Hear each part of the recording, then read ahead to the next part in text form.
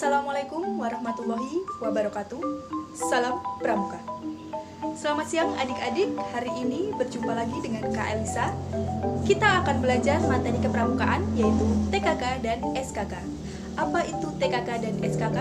TKK adalah tanda kecakapan khusus dan SKK adalah syarat kecakapan khusus. Mari kita belajar bersama-sama dan inilah penjelasannya. Hai, hari ini kita akan sama-sama belajar tentang 10 tanda kecakapan khusus yang harus dimiliki oleh anggota pramuka siaga. Kita ke materi. Kak Elisa mau nanya nih, adik-adik di sini siapa yang suka kegiatan pramuka ya? Lalu ada yang tahu nggak ya apa saja sih syarat-syarat kecakapan khusus yang harus dimiliki oleh anggota pramuka siaga? Nah, untuk lebih memahaminya, yuk kita sama-sama simak materinya. Semua anggota pramuka siaga wajib memiliki keahlian khusus di bidang tertentu. Misalnya, keahlian dalam hal P3K, berkemah, gerak jalan, dan lain-lain. Setiap anggota pramuka yang memiliki keahlian tertentu akan diuji oleh pembina pramuka. Jika anggota tersebut lulus ujian, maka akan diberikan tanda kecakapan khusus sesuai keahliannya. Tanda kecakapan khusus atau disingkat TKK berbentuk segitiga sama kaki terbalik.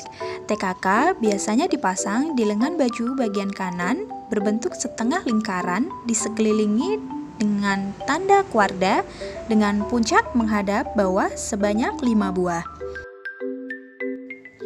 Nah, TKK sendiri itu apa sih? TKK atau tanda kecakapan khusus adalah tanda yang diberikan kepada anggota pramuka sebagai bentuk apresiasi atas kemampuan yang dimiliki dalam suatu bidang tertentu. Tanda kecakapan khusus yang wajib dimiliki oleh anggota pramuka berjumlah 10.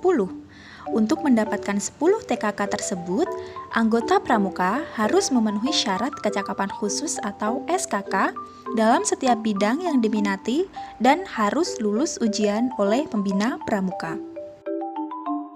Tanda kecakapan khusus yang pertama adalah tanda P3K atau pertolongan pertama pada kecelakaan. Syarat khusus yang harus dimiliki oleh anggota pramuka yang ingin mendapatkan tanda ini adalah yang pertama, mengetahui cara penggunaan obat, cara memberikan pertolongan pertama pada kecelakaan, mengetahui cara membalut luka, mengetahui cara menghentikan pendarahan, dan mengetahui nama dan alamat rumah sakit atau puskesmas terdekat. Yang kedua, tanda yang wajib dimiliki oleh anggota pramuka siaga adalah TKK pengatur ruangan. Syarat kecakapan khususnya adalah yang pertama, mampu mengatur dan menempatkan barang dalam suatu tempat dengan rapi. Yang kedua, mampu menghias dan mendekor suatu ruangan. Dan yang ketiga, mampu mengatur dan menyiapkan meja makan. Tanda yang ketiga adalah TKK pengamat. Bagi pramuka siaga yang ingin mendapatkan tanda ini harus memiliki kecakapan khusus, diantaranya mampu mengingat 7 hingga 10 benda yang dilihatnya dalam 1 menit.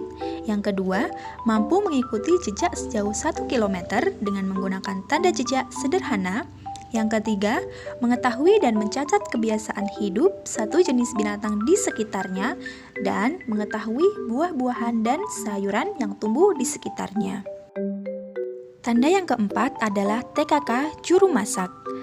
Pramuka siaga yang ingin mendapatkan tanda ini harus mempunyai kecakapan khusus, diantaranya dapat memasak air minum, membuat makanan pencuci mulut dari bahan-bahan sederhana, membuat satu jenis lauk pauk, dan mengetahui maksud dari makanan 4 sehat 5 sempurna. Tanda yang kelima adalah TKK berkemah.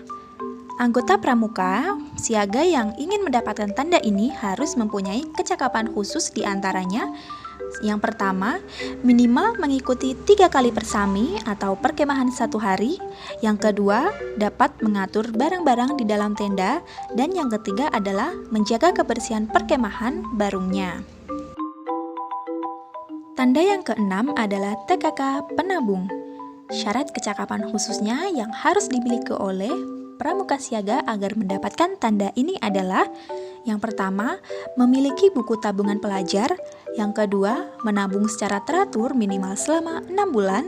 Yang ketiga, menghafal dan menyanyikan lagu Mari Menabung ciptaan Imam Sutyono. Tanda yang ketujuh adalah TKK menjahit. Pramuka siaga yang ingin mendapatkan tanda ini harus memenuhi kecakapan khusus. Yang pertama, dapat membuat sapu tangan atau taplak meja dengan tangan atau mesin jahit. Yang kedua, dapat memasang kancing dan membuat lubang kancing. Yang ketiga, dapat membuat pakaian untuk boneka, membuat mainan dari kain sendiri, dan membuat pakaian bayi. Nah, tanda yang kedelapan adalah TKK juru kebun.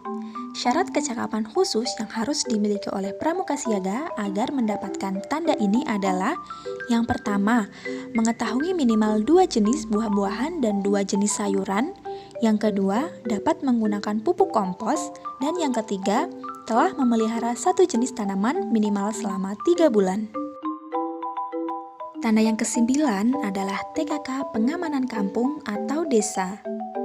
Agar pramuka siaga mendapatkan tanda ini harus mempunyai syarat kecakapan khusus. Yang pertama, dapat membunyikan kentungan sebagai tanda adanya bahaya dan mengerti arti dari setiap bunyi kentungan. Yang kedua, menolong orang dengan melapor pada pos keamanan terdekat. TKK yang terakhir adalah TKK gerak jalan. Syarat kecakapan khususnya adalah: yang pertama, mengetahui sikap berdiri dan sikap berjalan dengan baik, kemudian mengetahui cara mencegah dan merawat lepuh di kaki, dan yang terakhir adalah minimal mengikuti 2 kali gerak jalan sejauh 5 km untuk laki-laki dan 3 km untuk perempuan. Nah, adik-adik, itulah penjelasannya. Semoga bermanfaat ya. Tetap jaga kesehatan, tetap semangat, dan tetap belajar. Materi selesai, selamat belajar. Wassalamualaikum warahmatullahi wabarakatuh. Salam Pramuka.